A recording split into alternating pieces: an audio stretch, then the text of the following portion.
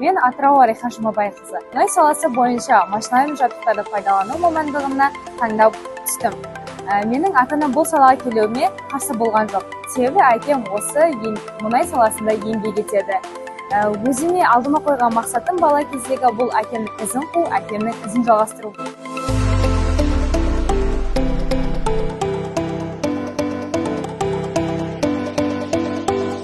Бүгінгі таңда Атырау Oil Service мекемесіне өндірістік тәжірибе өтіп, өзімнің жақсы жағымды көрсетіп, қазіргі таңда оператор ЧПУ станка лауазымында алғашқы еңбек жолымды бастаған болатынмын. Осы таңдаған мамандығымның кәсіби маманы атану үшін WorldSkills кәсіби шеберлік чемпионаттарына қатысып жүлделі орындарға иеленіп келемін.